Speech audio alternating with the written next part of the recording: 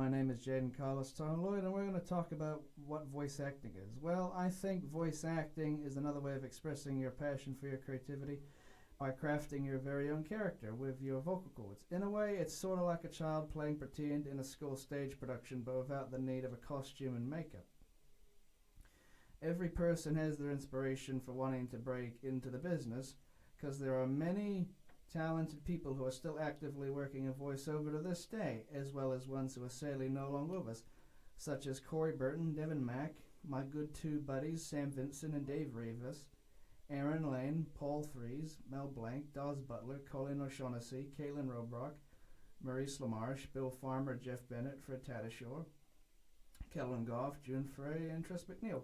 But there are two people who I think are the legends of voiceover, and those are Frank Welker and Peter Cullen. I could say more, but the list just keeps going and going. It's really incredible on how so many people have had such a strong impact on everyone's childhood, all just by doing silly cartoon voices in front of a microphone and reading pieces of dialogue off nothing but simple sheets of paper. There are many different factors of voiceover, such as accents, ad-libbing, and of course the most important thing of all, acting. They don't call it voice acting for nothing.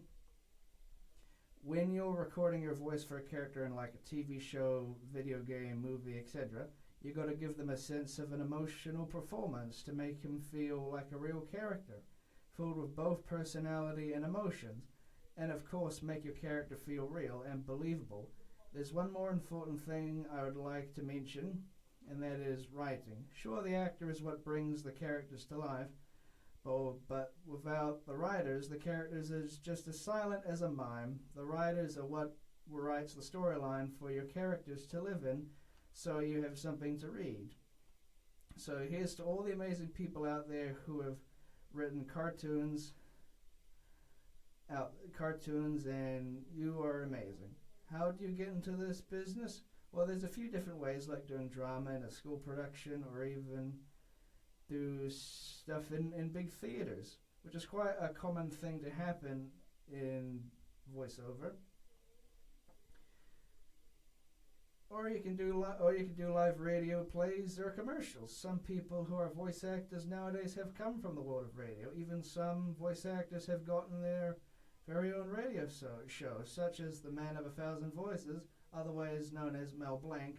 Nowadays, there really isn't any radio actors doing radio plays anymore, unless you count audiobooks as a radio play.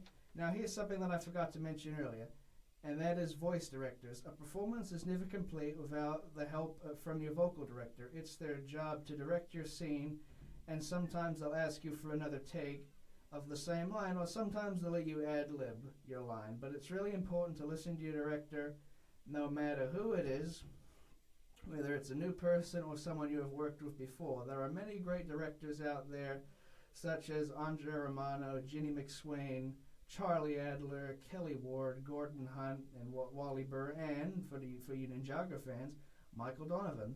Without directors, your characters would have no soul whatsoever. So to every single person who has directed a cartoon or video game session out there, thank you very much for the incredible work you do. Keep it up. Now, here comes a really, and I mean really important thing that will help you on your journey into the world of voiceover, and that is voice coaching. There are a lot of well-known voice actors who teach voiceover classes for people who need help with trying to act out a character. Because sure, you could go into the business of voiceover without any training from a mentor, but you probably won't get very far in your career. It's just like what Dawes Butler used to say. It's not voice acting, it's voice acting. There are quite a few people to choose from when it comes to doing classes, such as Jennifer Hale, Bob Bergen, Steve Bloom, Charlie Adler, Richard Horvitz, and of course J.P. Karliak. There are probably more out there in the world, but these are just the ones I know from my long and very deep research. Now let's say you're already off on your journey, but wait, there's one teeny tiny problem with that. You don't know how to get a job. Luckily, there's a solution, and that is, ta-da, talent agencies. it's better that you're represented by a talent agency and have your very own agent, so then they can help you book either a voice job or an audition for an upcoming project. Sometimes you might get chosen to be this brand new character. It's also worth mentioning that your agent can also sort out your schedule, because you never know, you might end up doing 2 or 4 sessions in a day. And if there's nothing going on, then, well, they'll let you know that you're free for the day, or even relax a couple of days and you'll finally be able to just do nothing, but kick back and relax as well. Actually, there have been a few people who have gotten into the voiceover without the need of an agent, like Michael Kovac, Tim Simmons, or my good buddy Dave Rivas, once again. But for people who are wanting to work with agencies, there are a variety of them to choose from, like SPV Talent, CSD Talent, VoiceOver Fox UK, Scout Management, Jason Marks Talent, Atlas Talent, and many, many more. Or if you're wanting to work here in New Zealand, there's word of the mouth, but there are also other ways to get a job, through like casting call on, say, like Twitter or Instagram, Facebook, or subscribing to a mailing list, or a place called the Voice Acting Club, or even work with Lonnie Manella's company, Audio Gods. No matter what choice you make, it'll take you down the right path to victory, and that is a great thing to happen to you. When you're a professional voice actor, now, here are where things turn over to what I call the challenging parts of being a voice actor. Why is that, you may ask? Well, let me explain. So with voiceover, there will be some challenges that will happen along the way at some point during your career, sort of like a bug that crawls on you. But this time you won't be as afraid.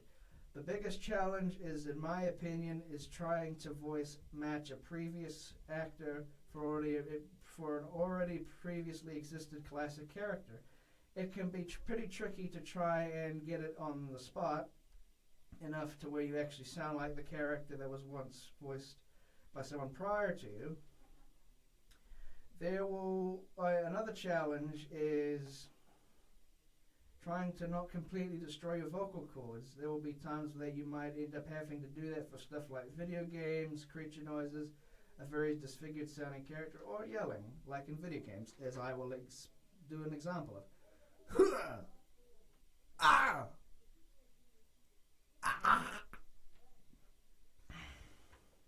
Here's my example for you.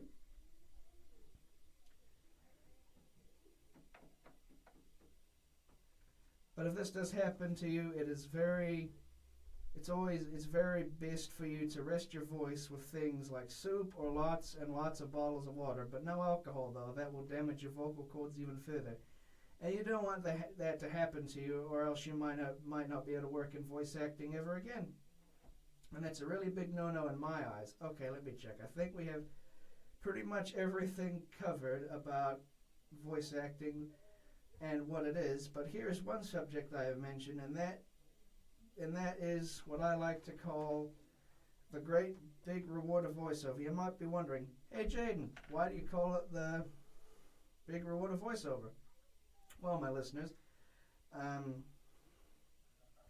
that is meeting your fans.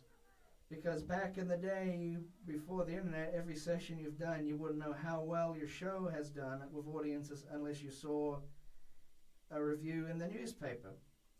Now, not only can you see reviews online, but you can meet your fans in person, which is why I think it's a great big reward of voiceover, because you get to go to these events called conventions, and they're all around the globe, from places like the UK, America, Germany, New Zealand, Ireland, Canada. There's a lot. And I mean a lot. The biggest one of all, the biggest ones of all, though, are both San Diego Comic-Con and New York Comic-Con. But if you're talking about our home country, New Zealand, our convention is Armageddon Expo, which is currently celebrating its 30th anniversary.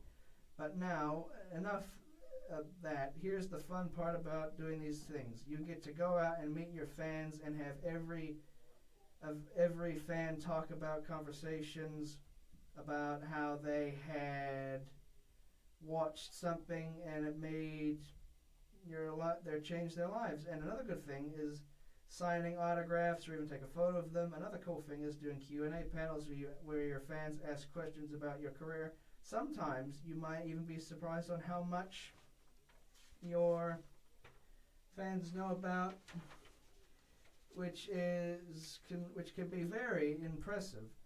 Now, you see why it's so rewarding. Some people might jokingly say, it's money. Yeah, that may be true, but to me, it's really interacting with the fans that keep you going